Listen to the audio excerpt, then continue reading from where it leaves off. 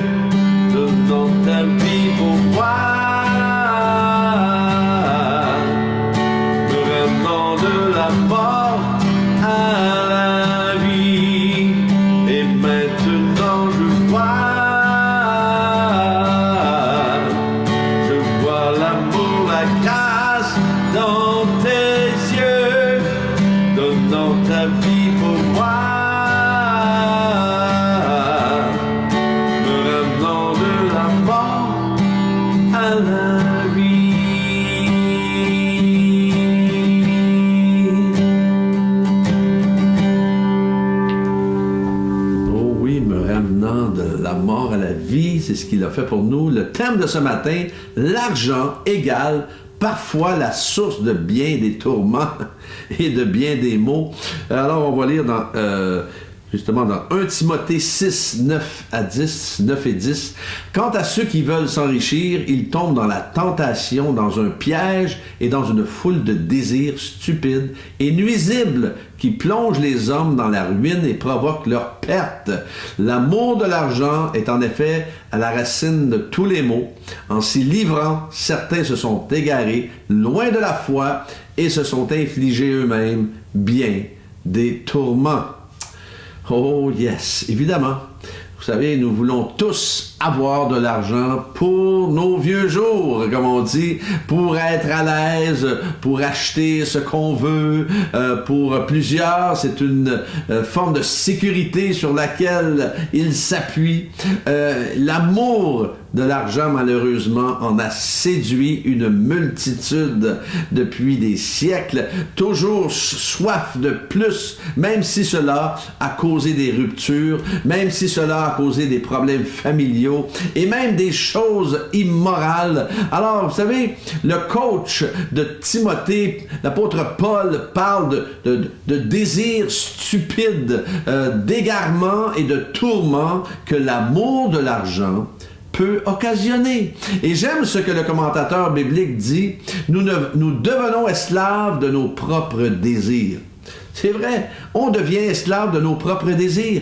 Sagesse demande que nous fassions la différence entre nos besoins et nos désirs. Je lisais un article d'un de nos journalistes ici à Montréal qui parlait de l'odeur de l'argent. Et il parlait justement, il disait ceci, comme notre bureau d'enquête nous l'apprenait hier, l'ancien chef de police, on va pas nommer la ville, est devenu un producteur de cannabis comme deux anciens chefs de police de telle autre ville, un ancien enquêteur de la gendarmerie royale du Canada spécialisé dans le trafic du cannabis et l'ancien directeur de la lutte aux drogues et aux crimes organisés de la GRC, bien, il dit ceci, bien, voyons, un jour tu cours après les méchants et les méchants vendeurs de drogue, car la drogue c'est mauvais, et un autre jour, tu te mets à vendre de la drogue, car la drogue c'est bon. Alors j'imagine qu'à force de te pencher sur l'industrie du cannabis, tu finis par tomber dedans. Alors hier, ces mêmes policiers qui arrêtaient des méchants vendeurs de cannabis sont en business. Alors c'est malheureux, car chrétien ou pas, moi j'ai remarqué, chrétien ou pas, l'argent fait détourner des têtes. L'argent fait prendre des décisions bizarroïdes. L'argent détourne des cœurs et conduit à prendre des décisions douteuses et parfois même illogiques.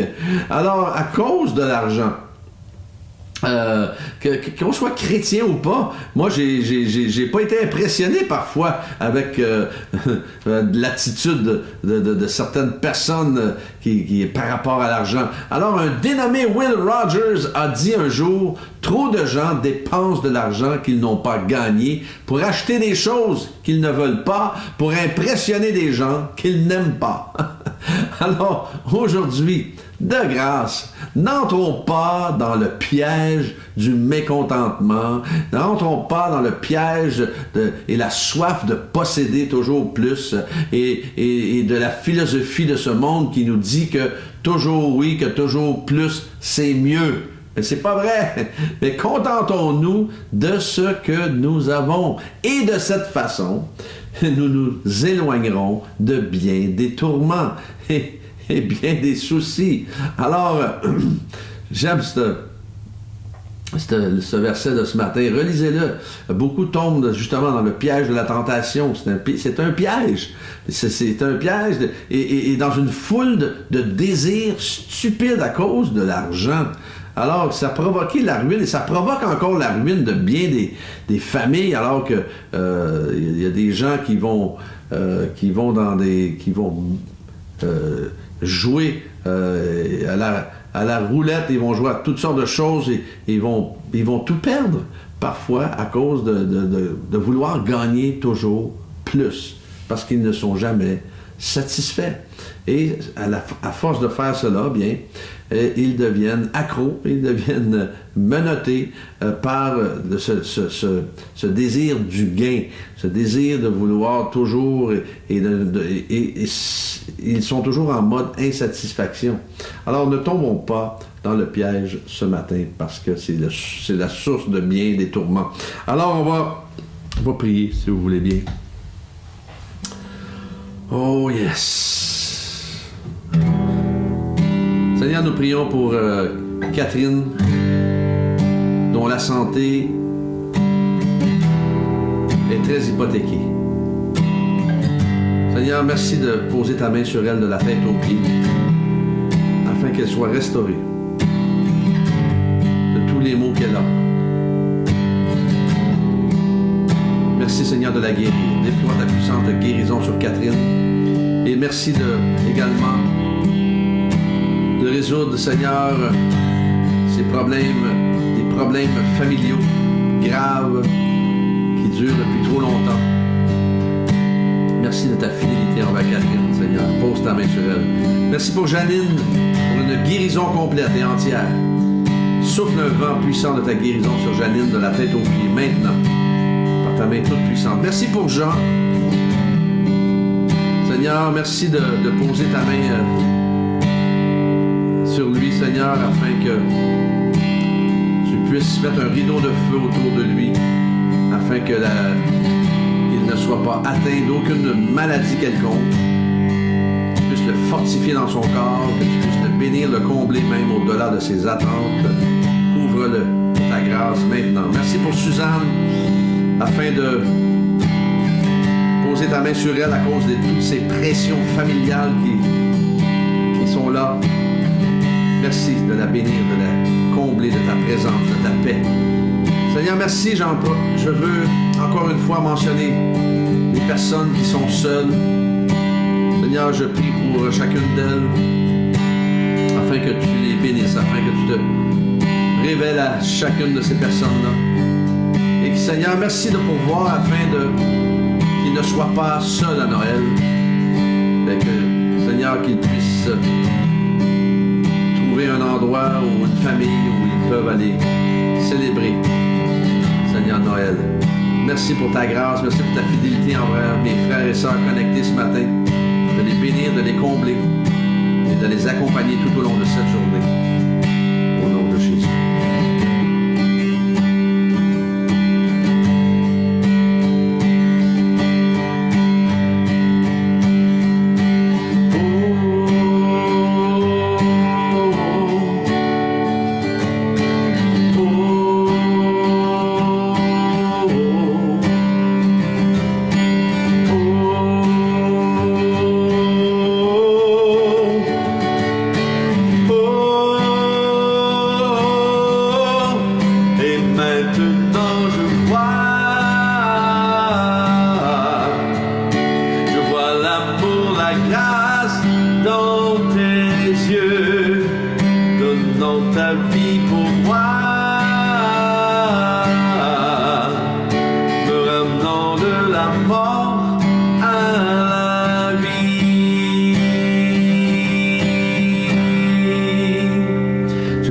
Une excellente journée bénie. Que Dieu vous accompagne demain matin, Dieu voulant. On est ensemble.